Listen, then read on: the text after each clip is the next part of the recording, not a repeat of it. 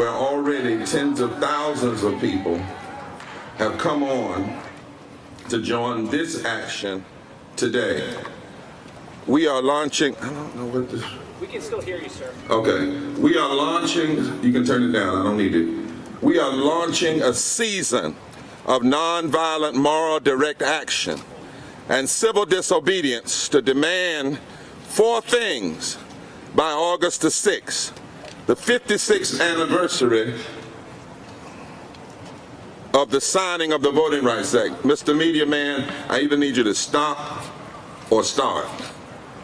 One of the two. You can leave it alone, but don't play. This is the stuff you do before we get to the mic. Thank you. We're launching a season of nonviolent moral direct action and civil disobedience to demand 4 things by August the 6th, the 56th anniversary of the signing of the Voting Rights Act. Number 1, end the filibuster. Number 2, pass all provisions of the bill, and we call it the John Lewis bill because it's the bill he wrote, the For the People Act. That's right. Fully restore the 1965 Voting Rights Act and expand it. Yes. And number 4, raise the federal minimum wage to $15. Yes. Supporting this call for a season of National Moral Mondays is a growing list that includes the Poor People's Campaign's 42 state coordinating committees, SEIU, the National Council of Churches, the Institute for Policy Studies, the Rainbow Push Coalition, Yes. the Transformative Justice Network, Forward Justice Indivisible, the Sunrise Movement, the National Welfare Rights Union, Black Voters Matter, the Samuel DeWitt Proctor Conference, the Red Letter Christians, and several major religious denominations and more, many of which you will hear from today. Through this season of weekly nonviolent moral direct actions, we will continue to escalate our public pressure for change. We invite partners and all people who believe in justice and democracy to join us in this critical moment in history to save the soul and the body of this democracy and this nation. Not only must we have in this nation infrastructure from the bottom up, we must also protect the fundamental infrastructure of our democracy from a non-constitutional, sinful filibuster and an all-out attack on voting rights and economic justice for poor and low-income people. That's right. And so today, on July 12th, we launched from D.C. a mass Moral Monday call-in write-in day. A massive national call-in and write-in into every U.S. Senator's office and the White House is happening right now to fulfill the final steps toward a season of nonviolent direct action and civil disobedience. And that final step is always make sure your demands are clearly known and the power structure is given an opportunity to change and address them. And we're doing this way because this is not just a black issue. That's right. This is a moral, constitutional, and economic democracy issue. Yes. We are in urgent conversation with the President, Biden's White House, to meet as soon as possible with a delegation of this coalition of impacted poor and low wealth people, young people, black people, white people, Latino, Asian, Native actives, religious, denominational, and moral leaders, voting rights lawyers, labor leaders, that look like every race and look like America within the next 10 days. We asked the President, after he speaks tomorrow in Philadelphia, go to Texas, do a major speech, and meet with the activists and the moral leaders of all races and colors and creed on the ground. Then go to Arizona, go to West Virginia, and make the case for the ending of the filibuster to pass these three things, the For the People Act, the expansion of the Voting Rights Act, and the minimum wage of $15. And then go further, Mr. President, and those others in your party, do an emergency speech before the Congress, before the 56th anniversary of the signing of the Voting Rights Act of 1965, because this is no ordinary moment. This is why we must escalate and we must engage. Now, July 19th, next Monday, will be a Women's Moral Monday March on Washington. It will happen on the anniversary of the Women's Convention at Seneca Falls, nonviolent direct action in D.C., led by women from all over the country to challenge the White House and the Senate. On July 26th, it will be Moral Monday actions in states across the nation. Yes. Every senator in at least 45 states of every party, each party, will get a visit from a delegation. That's right. That delegation will ask them, do you believe in it? Will you end the filibuster? That's right. Not just for this, but end it, period. Will you pass the For the People's Act with all of its provision? Will you extend and expand the Voting Rights Act? Will you pass $15 an hour living wage? If they say yes, that delegation will come out and talk to the media and say it. If they say no, they'll sit down and sit in, because these are the times in which we live. All right. And then on August the 2nd, Moral Monday in D.C., faith leaders will join with poor and low-wage workers and engage in nonviolent moral direct action focused on the United States Senate and led by a mass number of clergy and religious leaders with poor and low-wage workers. We will support the July 17th candlelight vigil in support of the remembrance of John Lewis as a call to action. We are going to stand tomorrow with care workers fighting for $15 an hour and for proper treatment.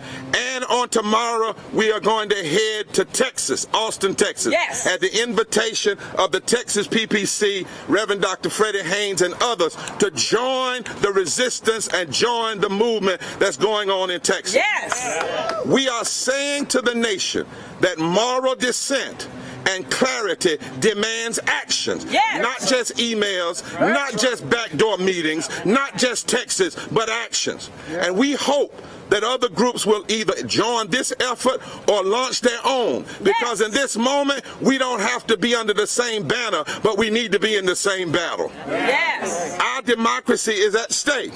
Let us be clear, as a friend of mine noted, the Electoral College, Joe Biden didn't win it by 7 million votes. That's right. He won it by 45,000 cumulative votes in Georgia, Wisconsin, and Arizona. Right. The filibuster in the Senate and the states' rights and local control voting system that where Republicans have introduced 389 voter suppression bills and enacted 28 laws in 17 states.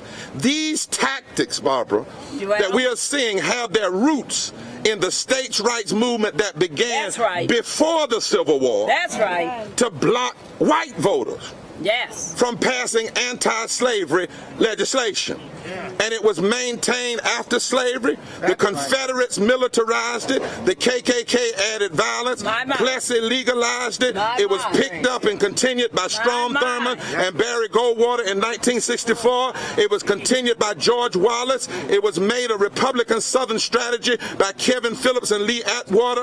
It was picked up by Ronald Reagan, continued by Pat Buchanan, George Bush, and Donald Trump just charismatized it and pushed it with media savvy and invested in it billions of dollars and the backing of greedy elites and Mitch McConnell. This is not new. It is the regurgitation. It is the vomiting up of what we have already seen. The recent Supreme Court decision makes it clear that if Congress doesn't establish new federal standards, this nation is headed toward a two-tier voting system that hurts people of color, young people, workers, the disabled, and low-income voters. This is not just a black civil rights issue. Well, it is a black civil rights issue, but it's also an issue for everyone who cares about democracy. That's right. Everybody who wants a government that serves all of us, who wants freedom and freedom from corporate tyranny. We don't need an insurrection. As Reverend Jackson said, we need a resurrection.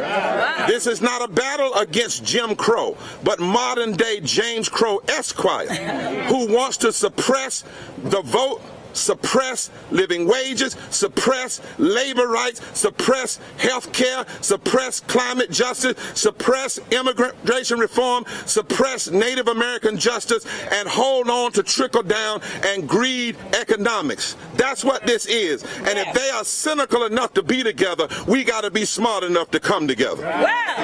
We are facing, finally, interlocking injustices, and we must have an intersectional moral movement to challenge and stop it.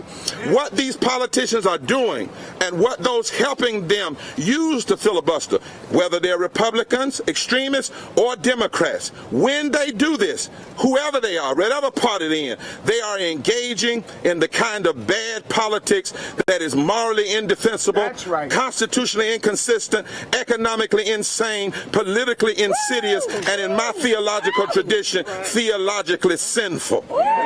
We must ask of the question of the labor movement asked in the 1920s, which side are you on? That's right. That's the question for Manchin, Sinema, McConnell, everybody. Which side are you on? That's right. Are you on the side of the almost exclusively white extremists who have hijacked the Republican Party, who want to rig the election system with voter suppression, block economic uplift for the poor and low wealth, or are you on the side of justice-loving people of all races who want to expand voting rights and economic uplift and justice to all people? Which side are you on, Senator Manchin and Sinema? Are you on the side of the damn U.S. Chamber of Commerce or the Constitution of these United States of America? Which side are you on? Are you on the side of civil oligarchy that will eventually lead to an autocracy, or are you on the side of the continued promise of a democracy trying to strive toward a more perfect union and a government of the people, for the people, and by the people. Which side are you on? This is not just a black issue. It's about people of color. It's about low-wealth people, disabled people, young workers, elderly, women who represent a new American demographic that can elect people who will pass policies that will lift all of America from the bottom up. Racism, media, is one dimension of the battle. And even the race dimension is connected to evil, repressive, greedy economics that hurts all poor people and low-wealth people. This battle is against the furtherance of an already growing civil oligarchy. The GOP extremists, Bishop, they want just a black-white fight. Yes, sir. They want just a voter ID fight. And we will not give it to them. That's right. This is why this fusion coalition, led by impacted poor and low-wealth people of every race, creed, and color, religious and moral leaders, voting rights lawyers, and labor people, are engaging and escalating. And we're saying by the 56th anniversary of the Voting Rights Act, pass in filibuster. Pass the full For the People's Act. Pass the full Voting Rights Act. And pass $15 a minimum wage. And don't tell us you can't do all of this. You must do all of this for the soul and the heart of this democracy. There is not time for any more compromise and capitulation. What we need is political courage. All right now. All right. Let me turn over to Ms. Roz PELLES, who's going to tell us about next week's nonviolent action, and then the Reverend Dr. Alvin Jackson will bring on the other speakers.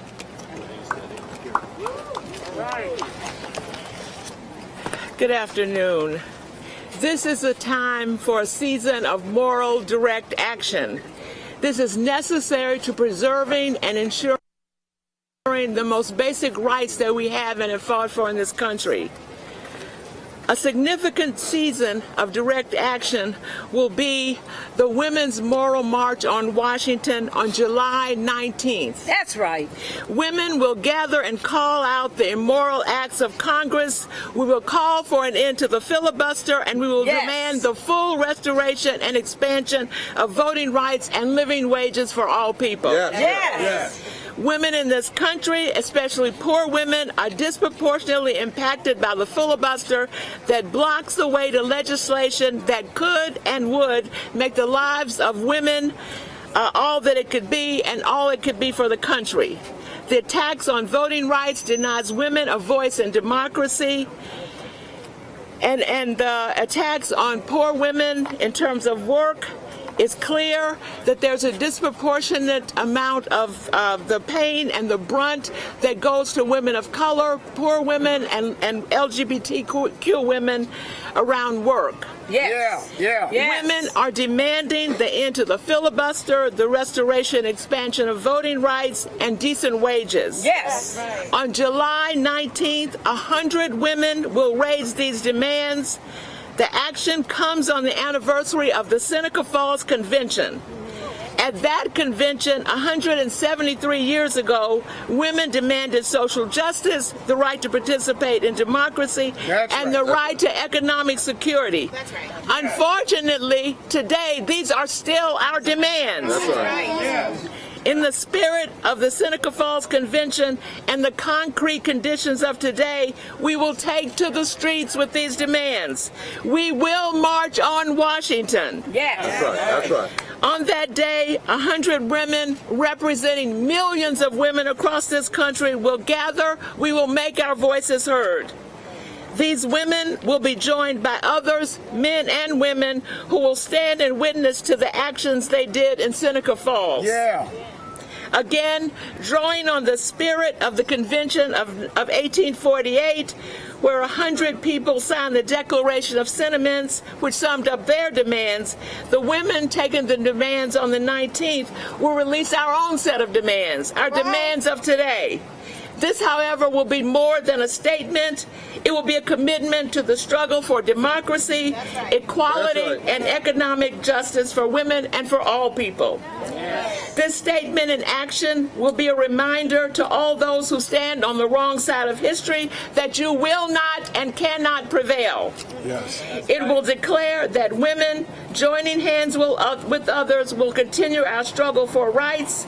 It will say to those who seek to block progress and attack democracy that the women are coming. The women are coming. The women are coming to Washington, D.C., and the women are coming to your states across this country. On July 19th, women will take action in Washington. We will continue with our struggle together with all people who stand on the right side of history, and will seek to make real the promise of this country. From this day forward, we will go forward together and join hands and not take one step back. That's right. That's right. Yay! Thank you, Attorney Ross. Forward together. Forward together. You want to move that? Let's move that one out of the way. Okay. All right. Thank you, Attorney Ross. I'm Alvin Jackson again from the Poor People's Campaign. I stand here today not only with the Poor People's Campaign, but I stand on behalf of President Jim Winkler of the National Council of Churches, some 39 member denominations and religious bodies across the length and breadth of this country. He could not be here today, but he is with us totally and fully, will be with us on August 2nd as we engage in nonviolent direct action. So we're grateful for the support of the National Council of Churches. We've heard speeches, 39 bodies. 39 bodies of the National Council of Churches. We've had Dr. Barbara and Attorney Ross to speak.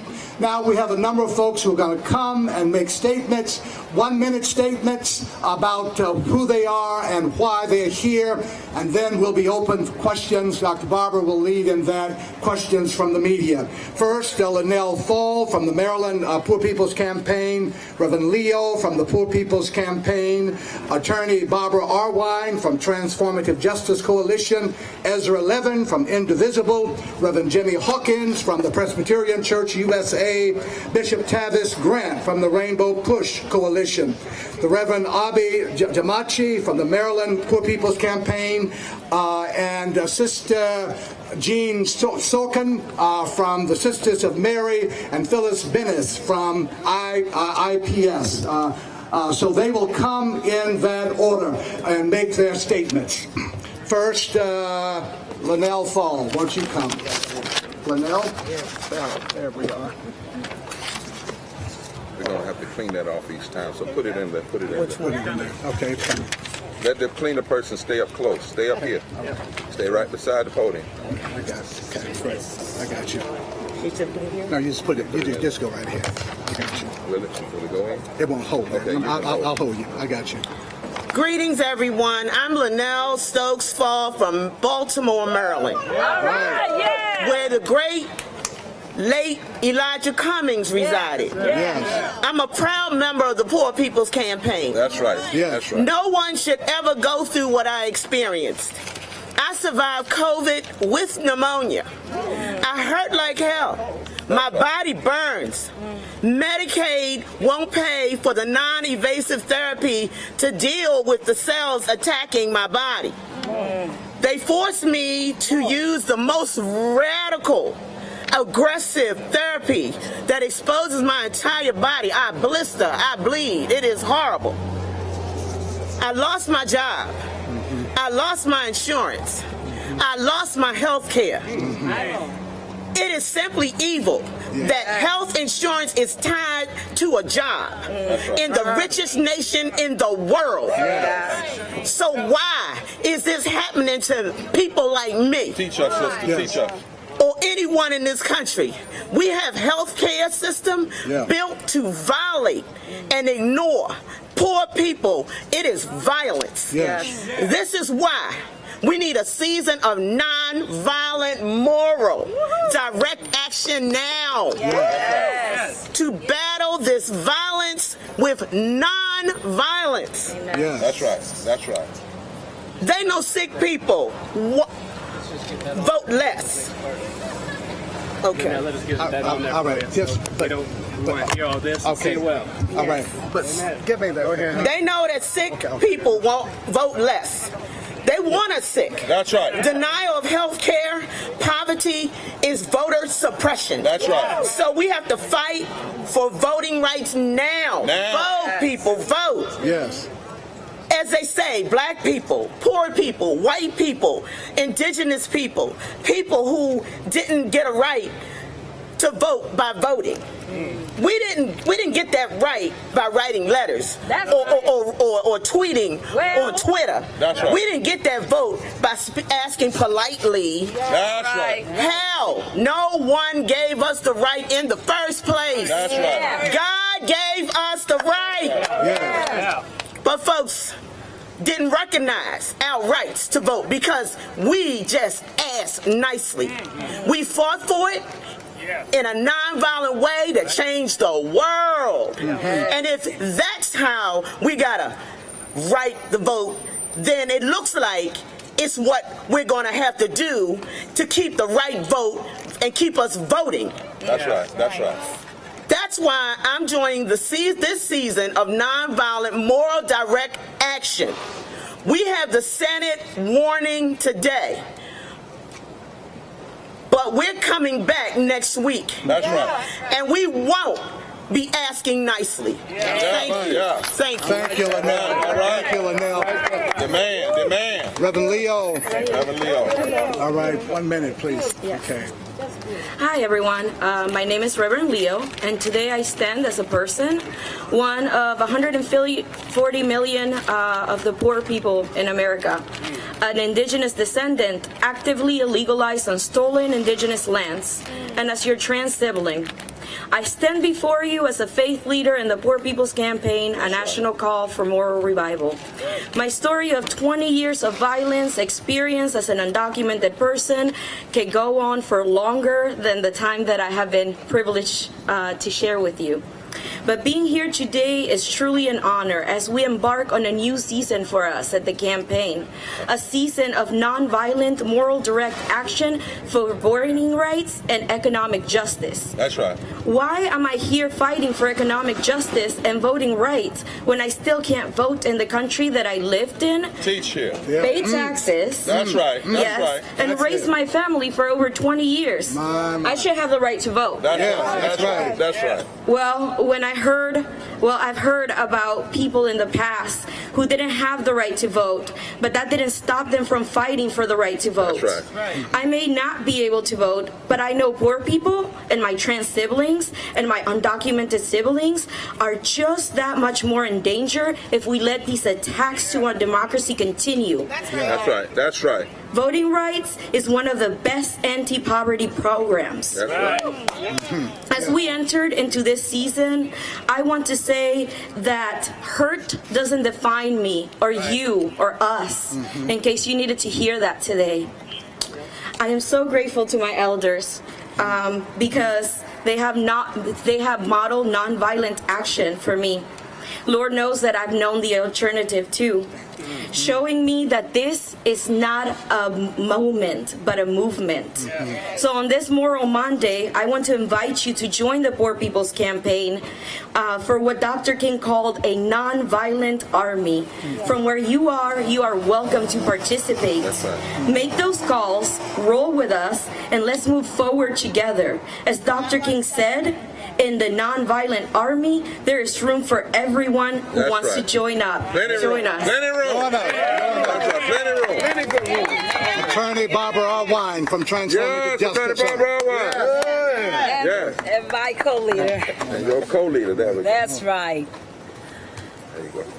Good afternoon, everyone. Good afternoon. It is my honor to be here with none other than a champion of our times, and that is the Reverend William Barber. Poor People's Campaign.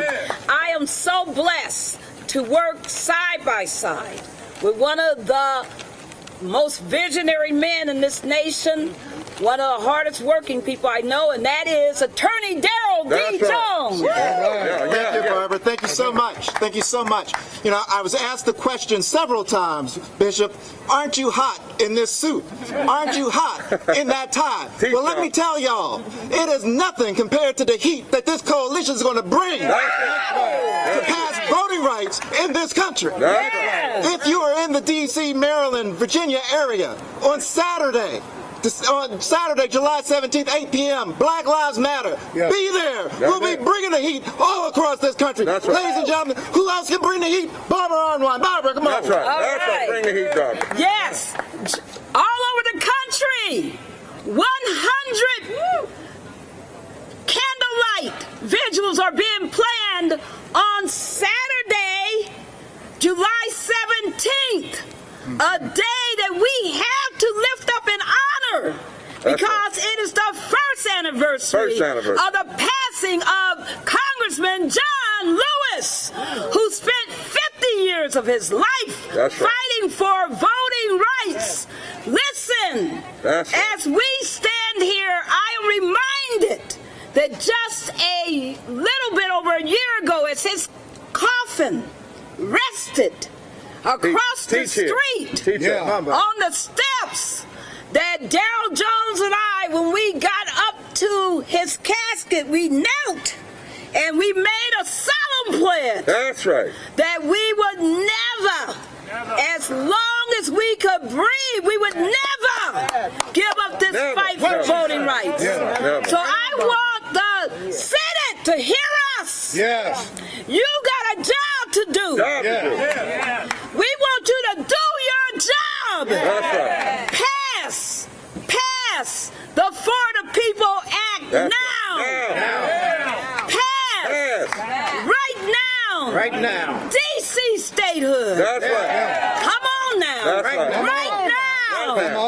Introduce and pass the John Lewis Voting Rights Advancement Act. Right now. The court back here abdicated its responsibilities in the Brenovich versus DNC case just a week ago. Waited until Congress was out of town before they did their dirty deed. Oh my goodness. But you see, the Constitution does not say we the Supreme Court. That's it. The people over here at the Senate had the nerve to go on recess without doing their job after filibustering the For the People Act. But the Constitution doesn't say we the Senate. You see, state legislators have 400 bills pending in 48 states. Already passed 28 evil voter suppression bills in 17 states. But the Constitution doesn't say we the evil state legislators. That's what it says. You know what it says, Reverend Barr? We. Come on. It says we. We.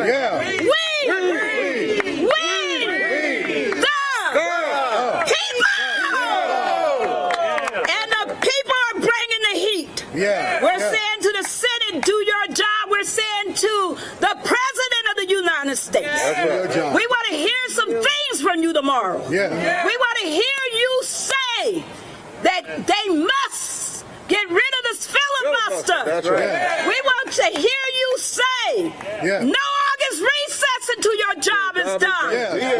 We want to hear you say that you will do everything you can, like LBJ did, to pass the 1965 Voting Rights Act. We have no illusions. We have work to be done. And I will be here on the 19th, and I will go to jail if necessary, because we will not rest. John Lewis's spirit will not rest until we do what is necessary. And that is get in the streets, bring the heat. Let's do it, people. We the people. Forward together. Not one step back. We the people. We the people. Not one step back. Not one step back. Forward together. Forward together. We the people. We the people. Not one step back. Not one step back. Just Just a few more speakers before questions. EZRALEVIN from Indivisible. Ezra! Yeah! Thank you, Ezra. Oh gosh, I am proud to be here. I'm embarrassed to follow these speakers. How'd you make me do this? Yeah, you're the one. We're going to say what you got to say. Okay, look, I do not have a long speech. We're against filibusters here, right? That's right. No filibuster. No filibustering. That's Look, right. I'm just like a white. What's the filibuster? I am a white Jewish kid from rural Texas. Look at me here. But here, you know what? I think democracy is worth a couple freckles, right? Yeah. I think democracy might be worth a few more beads of sweat. Yeah. That's right. I think democracy might even be worth a little sunburn. Right? This is why we are out here now. I'm not speaking for myself. I'm speaking for more than 3,000 indivisible groups in blue states, red states, purple states, all across the country. That is why we are here. We're standing up for us. We're standing indivisible with the Reverend. We're standing indivisible with the Poor People's Movement. We're standing indivisible with all of our brothers and sisters in this movement because democracy is at risk right now, and we don't have time. We don't have time. So we are showing up with everybody else here over the course of the next several weeks to tell the Speaker of the House, tell the Senate Majority Leader, and tell the President of the United States, get with us. Get with us and fight for this democracy. That's right. Fight for it. We'll see you in the streets. That's right. See you in the streets. Reverend Jimmie Hawkins, Presbyterian Church, USA. On behalf of the Presbyterian Church and our state clerk, the Reverend Dr. J. Herbert Nelson, the Presbyterian Church fully endorses the Poor People's Campaign season of action because Congress has failed in its responsibility to produce progressive and beneficial legislation on behalf of the American people. Millions of American workers have been underpaid, overworked, lacking adequate benefits, while the minimum wage has been frozen in time. For over a decade now, it has been widely known that America's infrastructure needs are endangering human life, and Congress has not acted. The voting rights of people of color and all people of this nation are being undermined state by state, and Congress has not intervened. That's right. Racial injustice continues to be a plague across this nation, while members engage in petty disputes over critical race theory. The needs of this nation for justice are not partisan and calls for visionary, innovative, and decisive leadership. Therefore, the Presbyterian Church, alongside of the Poor People's Campaign, we call upon Congress for federal protection of voting rights by passing the For the People Act in its full state, to fully restore the 1965 Voting Rights Act, to raise the minimum wage to $15 an hour, to invest in a sustainable infrastructure bill, and put the needs of humanity before partisan interests, which only produce paralysis. Thank you. Thank you. Bishop Tavis Grant, Chicago, Illinois, Rainbow Push Coalition. That's up. Give it up for Bishop William Barber and the Poor People's Campaign. Come on, make some noise, everybody.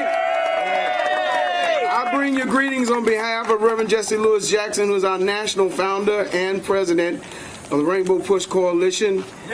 As a national director for Rainbow, we join this collaboration of freedom fighters from all over the country. Yes, sir. My father, as a student at Tennessee State University, marched with Dr. King and went to jail with Dr. King because he would not compromise. The compromise was, allow us to put cigarettes out on your back and you can sit at the lunch counter. My father said, it's time to go to jail. I came all the way to Washington, D.C. this morning to tell you it's time to go to jail. I said, it's time to go to jail. Thurgood Marshall said, where you see wrong, inequality, and injustice, speak out, because this is your country. This is your democracy. Make it, protect it, and pass it on. And so we're not compromising on ending the filibuster. No compromise. We're not compromising on passing all provisions of the For the People Act. We're not compromising on fully restoring the 1965 Voting Rights Act the way John Lewis wrote it. That's right. He wrote it. He's the author. Don't change his word and don't break his spirit. We will not compromise. That's right. And we will not compromise on raising the federal minimum wage to $15 an hour. That's right. Working people need a living wage. That's right. Working people need a living wage. Working people need a living Langston Hughes asked this question, Barbara, and he's put it this way: I swear to Lord, I still can't see why democracy means everybody but me. No.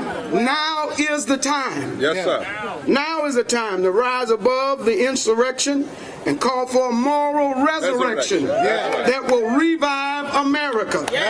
Not only do Black lives matter, but LGBTQ lives matter. The unemployed lives matter. Immigrants' lives matter. Senior lives matter. Low to no income lives matter. Frontline workers' lives matter. The poor, the uninsured, and the homeless lives matter. And now is a time for a moral resurrection to revive the spirit and soul of America. This is our land, and this is our time, and we will not compromise. We will not let 1% rule 99%. No, we will not let 1% rule 99%. So there's a question in the Bible, Brother Hawkins.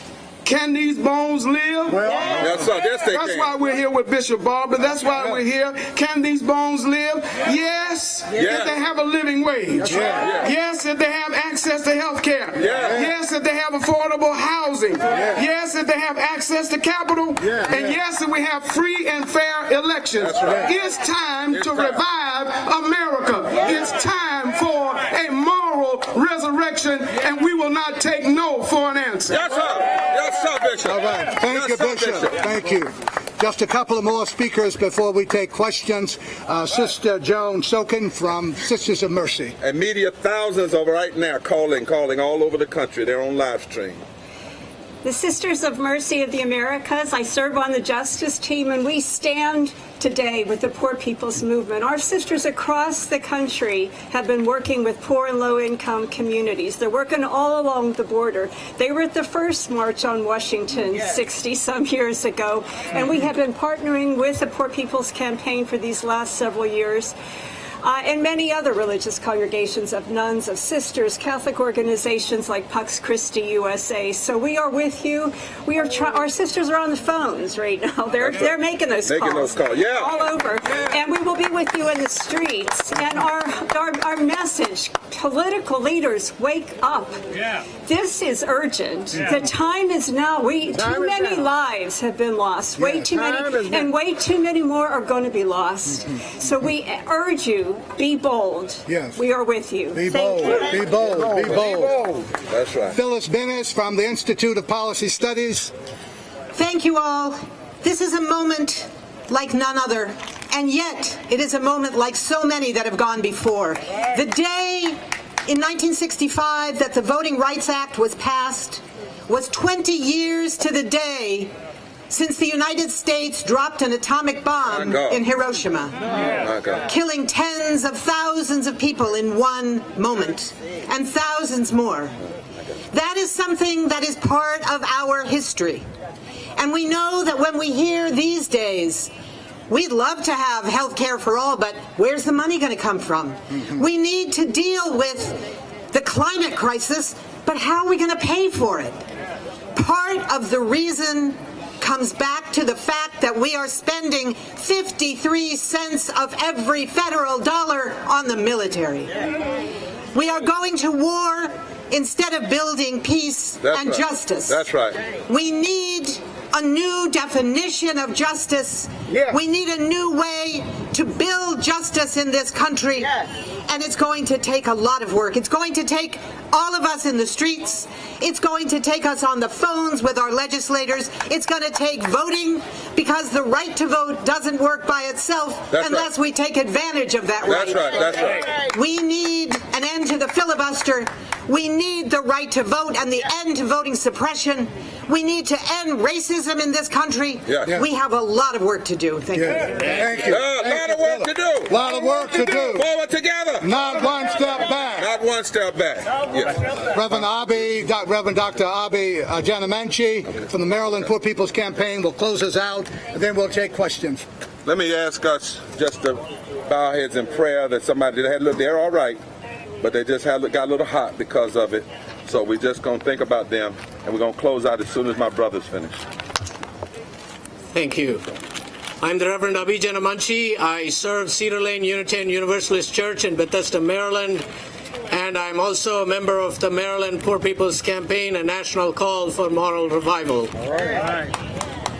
In the Unitarian Universalist faith tradition, it is a matter of faith to promote the right of conscience and the democratic process in our society. It is also an act of faith. Not faith that any one point of view will prevail, but faith that the will of the people will point us toward the beloved community. Our commitment to the democratic process is grounded in the fervently held belief that all people are created equal, and that we all have certain unalienable rights, including and especially life, liberty, and the pursuit of happiness.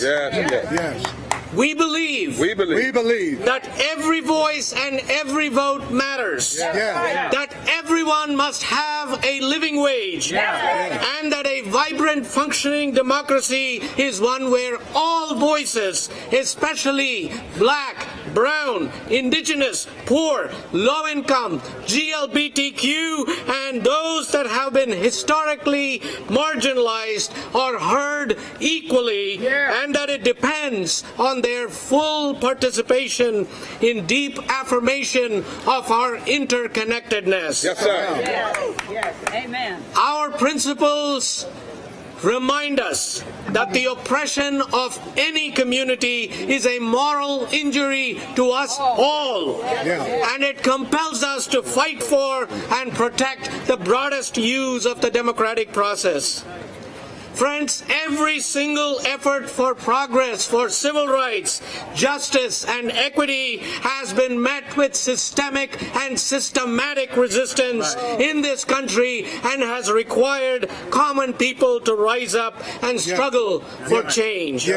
So as people of faith and faithful people, we are honored to rise up, march, and engage, as Mahatma Gandhi said it in Satyagraha, to escalate public pressure and charge and urge the Senate to end the filibuster. End the filibuster. Restore the Voting Rights Act. Restore the Voting Rights Act. Pass the For the People Act. Pass the For the People Act. And pass the $15 an hour minimum wage for starters. Pass the $15 minimum wage. Forward together. Not one step back. All right. Thank you, my dear brother. So as you see, members of the media, these are just a portion of the more than 20 organizations that have joined with the Poor People's Campaign and our 42 state coordinated committees. It's growing every day. We sent this invitation out to millions of people to do this call-in today. And then we launch on next Monday here. We're leaving here, headed to Texas. And I have in my hands right now these letters. You like that, didn't you? These letters. These are the letters, but we didn't want the ones to the president and to the Senate leader and to the McConnell and to Manchin and Sinema to just go by email. We wanted to make sure that they got it, send it certified mail. So we are signing these today, this open letter. Maybe you should have copies of it, this open letter, which makes clear what this multiracial, intersectional, multi-income, multi-sexuality, multi-demographic coalition, multi-religious, multi-creed. That's right. We don't live in a monoverse. That's right. That's We right. live in a universe. That's right. And we want to keep emphasizing. Whenever people make this small and say it's only a black issue for black folk to fight, or it's only about voter ID, we miss the trickery. That's right. We risk the trickery. That's right. Dr. King said at the end of the 65 Selma to Montgomery March, he said, the greatest fear, I paraphrase, of the Southern aristocracy and those who buy into that aristocracy is when poor and low wealth black and white people join together and vote together in a way that changes the economic structure of the country. That is the ultimate fear. That's right. That is why the U.S. Chamber of Commerce came out supporting Senator Manchin in their stance against the For the People Act. That's right. Please, members of the media, don't miss these connections. That's right. Make them. That's right. Report them. That's right. Listen to the people. Mr. President, you need to make them. Please make them. Yes. Make them in Philadelphia, but please don't stop in Philadelphia. That's right. Yeah. Ring the crack bell in Philadelphia. That's it. Make your way to Texas. That's right. Make your way to West Virginia. That's right. Make your way to Arizona. That's right. Ask Pelosi and Schumer to invite you to the Congress. That's right. For an emergency session. Yes. There is an emergency at hand. Emergency. And we need moral clarity and moral courage. That's it. We'll give you the backbone in the streets. That's it. You take the backbone of the White House. That's right. And together we'll change this nation for the betterment. Are there any questions? Yes, ma'am. Who are you with? Reverend Barber from the Brio. I wanted to know, you guys said that this is the time to go to jail. It seems like the public from the sidelines is in support of all that you have said. Yeah. But do you feel like they need to meet the moment of severity and get out on the streets and be more engaged? Yes, that's what's happening. And understand, one of the reasons we're doing this every Monday is because if you remember history, somebody would sit down in Greensboro and then it would spur and spawn all over the country. Somebody would march in Montgomery and it would spur and spawn. So we see what we're going to do next week, starting with a multiracial group of women. Women as a seed, right? As a call. That's it. See, sometimes somebody has to make the call. The bishop asked the question, can these bones live? I wanted to holler one time, they can, but somebody got to call them to life. Yes. Hey. They can live. Hey. See, bones might be dead, but they still got ears. Yes, and they still got souls. And the people got a soul, the people got an ear. And so when they see religious leaders, not just anybody, and poor people, and labor leaders hooked up together, and women, it's going to send a message, both pictorially and vocally and audibly, that it's time. And it can't be just one rally. We can't wait till way the end of the summer. We got to do it now. We don't need, and then continue. That's right. Then continue. That's right. But the last thing we can do is have backroom compromises and people agreeing to wait. I understand now folks say, let's do infrastructure, and let's do something, and then wait. Well, how much longer you want to wait? You got 400 bills. How much longer do we wait? Do we wait till the whole democratic infrastructure is torn apart? No, we can't do that. We must engage now. And it is coming together. I want you to notice it. Labor, indigenous folk, Asian folk, Latino folk, black folk, white folk, gay folk, straight folk, trans folk, religious folk. Say it again? Immigrant. I'm coming across there. I'm just a slow southern preacher. I ain't fast as you know me.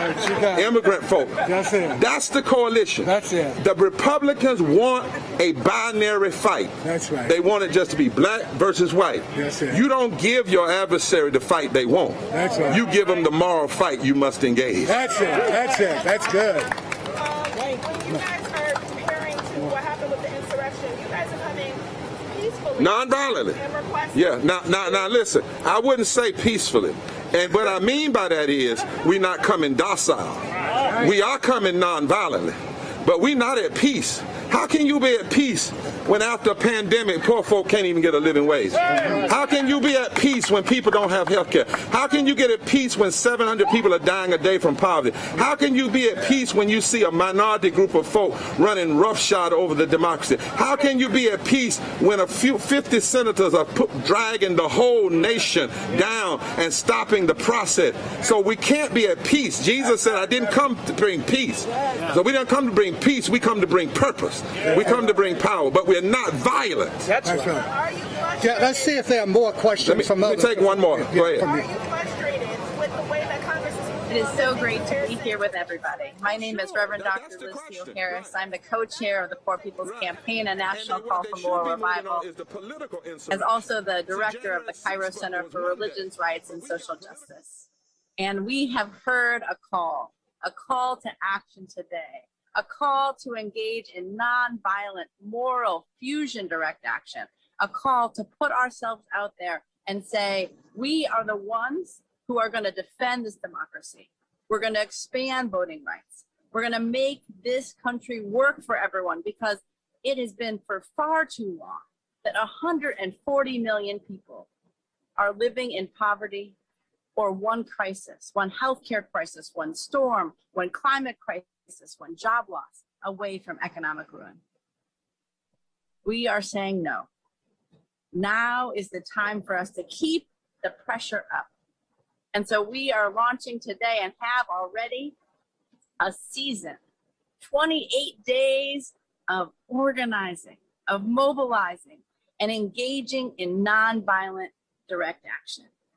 I'm going to pull up right now some instructions, some of this call-in that we're launching today. You can go to poorpeoplescampaign.org and make sure that you use that tool to call your senators, right?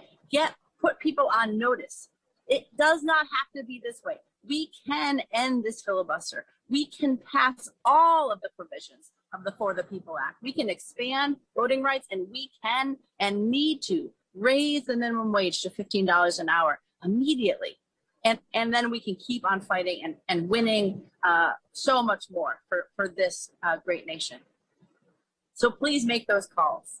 And please make sure you sign up to be a part of this season of nonviolent action. I'm going to introduce now Attorney SHAILLY Gupta Barnes, the Policy Director for the Poor People's Campaign, who's going to tell us yet again about the powerful witness and action that we're organizing next Monday for our next Moral Monday. So SHAILLY, welcome. So glad you're here, and let's hear about what's going on. Thank you, Reverend Liz. Next Monday, as we started to hear, we're going to have an action as part of this season of action led by women for this call to end the filibuster, to pass and expand our voting rights, and to ensure living wages for all by beginning with $15 an hour. And this comes out of, the recognition that after the historic turnout in the 2020 elections, when poor and low income voters, when minority voters, when, we turned out in the numbers, when a multiracial democracy was emerging and calling for all of this and more, there's been this unprecedented wave of voter suppression. Hundreds of bills in 48 states, almost every state in the country, has introduced some bill to restrict the right to vote and participate in this democracy. 17 of those states have enacted those restrictions. And if you look at this relationship, none of those 17 states have $15 an hour. In fact, only 4 of them have wages above the federal minimum wage of $7.25 an hour. That means all of them, every single one of those states that has passed voter restrictions, are poverty wage states. This is the place. Suppress the vote so you can continue to suppress the wages. So you can force people, and especially women and women of color, poor women of color, into low wage jobs and low wage work. So the ability to provide for our families and everyone we care for in our communities declines. And so on July 19th, the anniversary of the first women's rights convention in the country, the Seneca Falls Convention in 1848, 100 women who are representing millions of women will take up this call from 173 years ago. Women from this campaign from across our states, poor women, low-wage women, women clergy from the major faith denominations, and dozens of national partner organizations, we will all come together to show the resolve we must have in this moment and inspire another generation, this generation and more to follow, to join us and take action so we can continue to fight for the right to fully participate in this democracy and shape and inform what that truly means. So from Seneca Falls to today, we're going to move forward together and not one step back.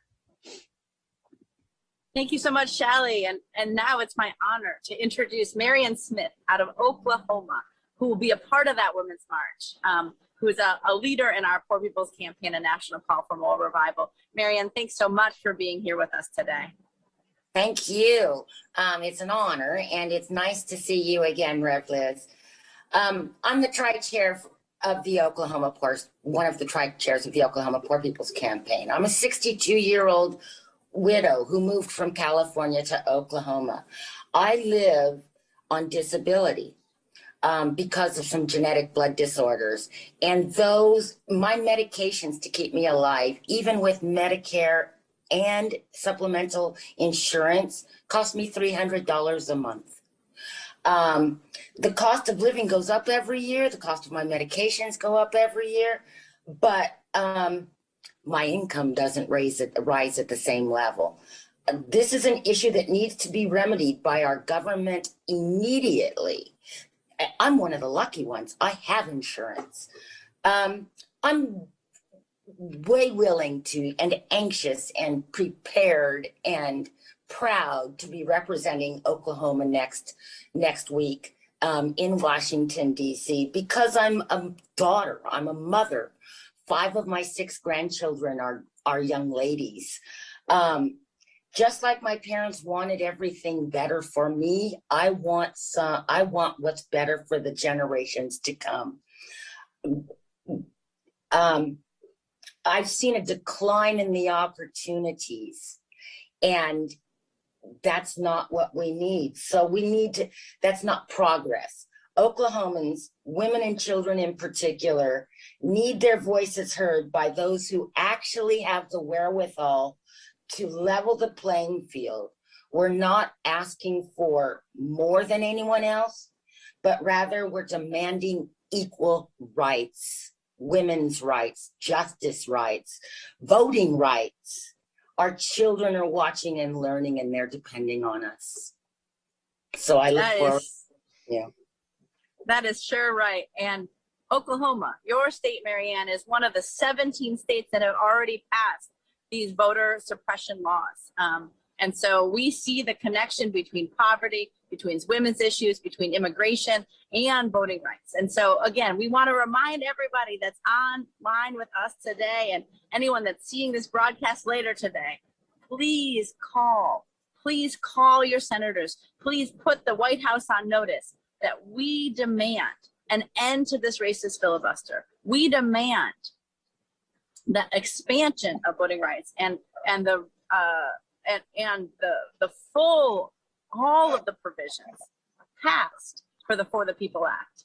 And we demand immediately raising the minimum wage. And so we also are demanding this, knowing that we have to take action. We're taking action next Monday with this Women's Moral Monday. We're taking action in 45 states across the country on July 26th, engaging in nonviolent moral direct action. And so I want to introduce and welcome Michael Marshall from the New York Poor People's Campaign to share why we have to organize and why we have to fight and why you're a part of this work. Thanks so much for being with us today, Michael. Good afternoon. We here at the New York State Poor People's Campaign fully embrace this season of direct action. We stand wholly united with our brothers and sisters throughout the United States. Senator Schumer and Senator Gillibrand, we demand immediate end to the filibuster. We demand full passage of For the People Act. We demand full restoration of the 1965 Voting Rights Act, and we demand an increase to the $15 per hour for the minimum wage. We have for far too long, somebody has been hurting my people. As a child growing up in the 1960s, I witnessed your institutions unleash violence upon people of color with attack dogs, bully clubs, and fire hoses. We merely wanted the same constitutional rights as other American citizens, access and equal rights to education, housing, and voting.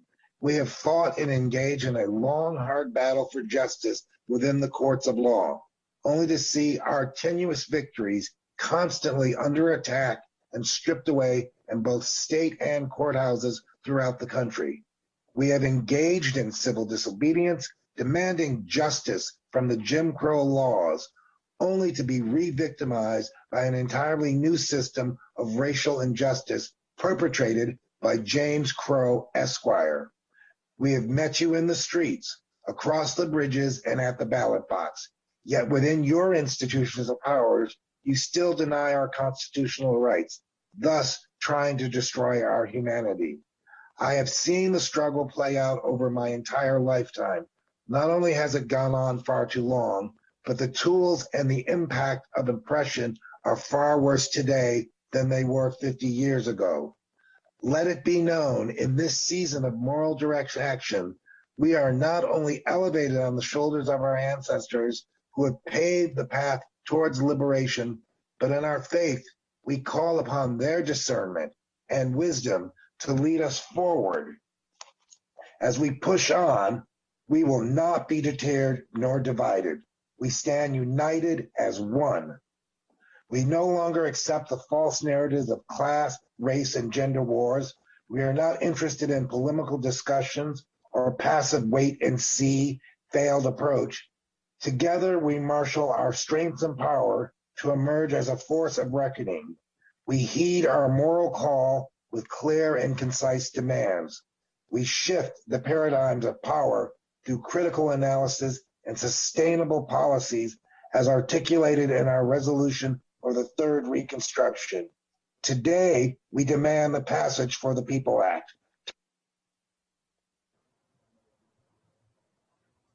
Yes, and we lost your sound. Time to make good trouble. Forward together, not one step back. Thank you so much. It's so powerful to be here, hearing from states and leaders across the country about why we have to engage in this kind of season, this season of nonviolent civil disobedience, this season of moral direct action, this season of saying, we're going to stand up for voting rights. We're going to stand up for economic democracy. We're going to stand up for the rights of the 140 million people who are poor and low income in this country. I want to now introduce Reverend Carolyn Foster from Alabama, home of the fights for voting rights many, many years ago. And we have fewer voting rights today than we did, despite the fact that people have lost their lives fighting for those voting rights. Carolyn, thank you for being with us. Thank you for the work that you're doing, and forward together. Thank you, Reverend Liz. I am just so excited to be here. My name is Reverend Carolyn Foster. I am serving as one of the chairs for the Alabama Poor People's Campaign. And you are right. The Shelby County v. Holder decision of 8 years ago gutted the Voting Rights Act. And sadly, Shelby County is right here in my home state of Alabama. The Shelby v. Holder decision and other legislative acts and legal decisions at the federal and state level have severely restricted the ability of people of color, especially poor Blacks, Latinx, and Native people. Participation in the democratic process has been greatly impeded. Voter suppression silences the people, it sequesters our power, and undermines the basic tenets of our democracy and what has been promised to us in the Constitution of the United States, which is life, liberty, and the pursuit of happiness. Well, I don't know about you, but I am not happy. I am not happy that despite the Civil Rights Act of 1957, 1960, 1964, and the Voting Rights Act of 1965, justice is still not a reality for us. I am not happy that the gutting of the Voting Rights Act was just a pathway to many other forms of voter suppression laws and tactics, such as racist gerrymandering, redistricting, restricting early voting and voting hours, purging voter rolls, closing polling stations, and instituting erroneous voter ID laws. I am not happy that since the 2020 elections, 43 states have introduced over 250 new bills that further restrict and limit mail-in votings. I am not happy that policymakers have successfully pushed the myth of widespread voter fraud, and they restrict voting blocks that features large numbers of voters of colors and the poor, creating barriers to voting along race and class lines. That is why it is imperative that we mobilize over the next several weeks and today call our senators to say, we are not happy. And that is why I will be joining the Poor People's Campaign, a national call for moral revival in this season of nonviolent, moral direct action, demanding that Congress end the filibuster, pass all provisions of the For the People Act, fully restore the 1965 Voting Rights Act, and to raise the minimum wage to $15 an hour. As we know, we only get what we are organized to take. So in the spirit of that old civil rights movement of old that says we're going down to the rich man's house or the courthouse or the White House or Congress, wherever, we're going to take back what they stole from us. And that is why it is so important that you call your senator today and join in these 28 days of more direct action, because we are all going forward together and not one step back. Forward together, not one step back. Thank you so much. It's powerful to be here online.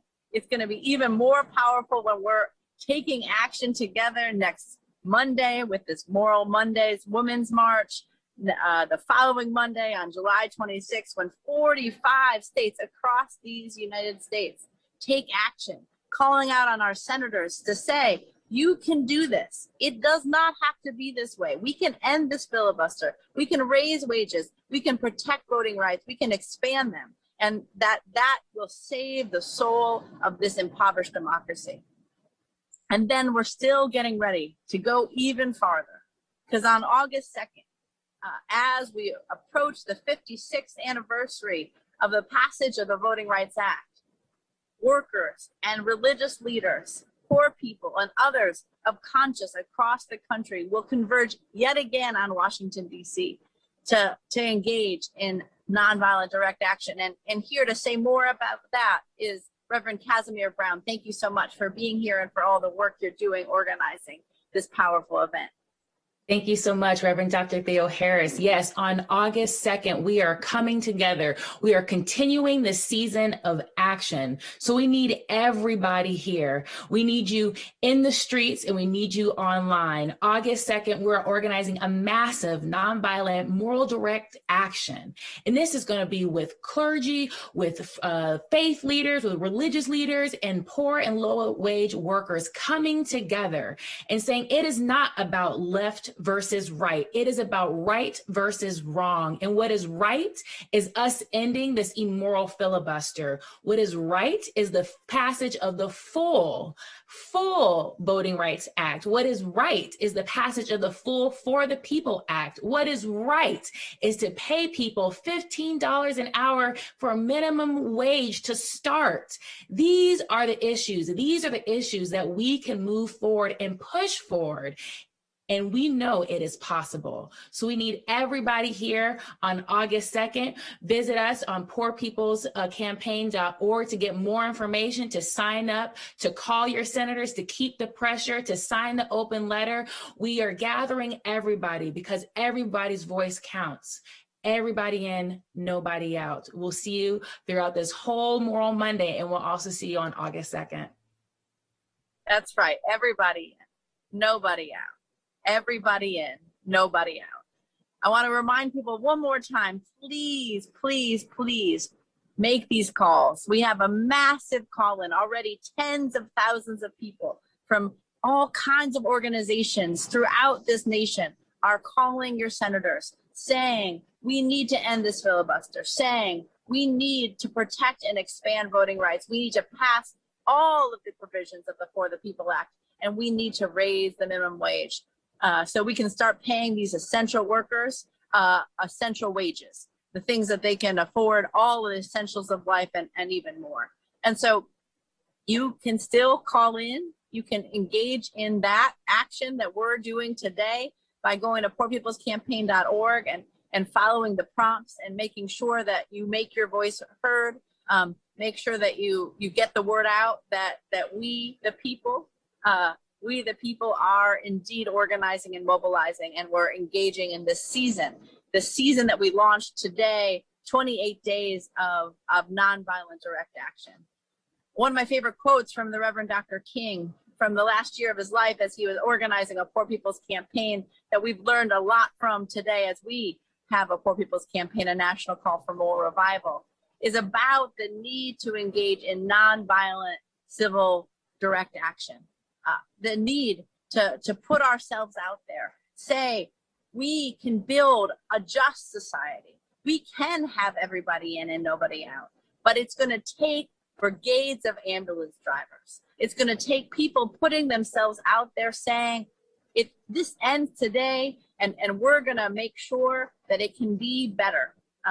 And so he talked about how there was a fire raging for poor people, for Black people in this country. And this was, 56 years ago, 57 years ago. He talked about how we're called to engage in driving through the red lights of a system that has allowed for 250,000 people to die from poverty every year in the richest country in the world, from a system, from a society that is denying the right to vote, even though it was established to be a government of and for and by the people.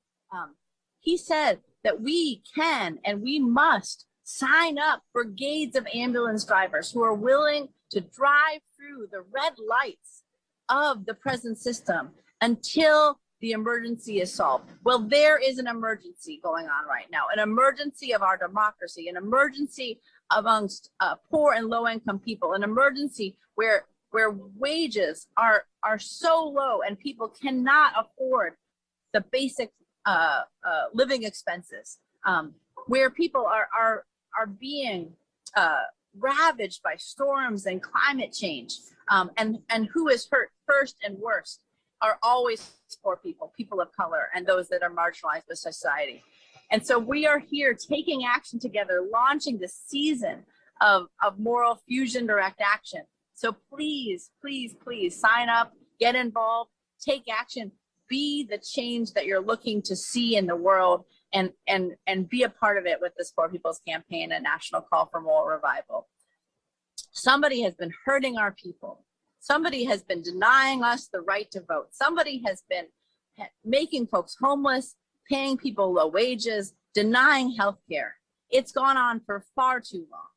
And we the people won't be silent anymore. Please join us, engage with us, and make those calls now. Tens and tens and tens of thousands of people are calling. You're one in the numbers as you go marching in to say, we can save this democracy. It's up to us. And we're going to engage in this season of action. Forward together. Forward together. Back. Forward together. Not one step back. Not one step back. We're going to keep on organizing and mobilizing and engaging. Thank you for being a part of this movement. Thank you for building a powerful movement that says that we can live in a better life, right? That we can end this filibuster. We can enact all the full provisions of this For the People Act. We can expand voting rights. We can protect the Voting Rights Act, and we can raise wages so that people can thrive in the society and not just merely survive. Thank you for being with us today. Thanks for everyone that was in Washington, D.C., and thanks especially to folks that are gathering all across this country. Forward together. Not one step back. One step back. Not one step back.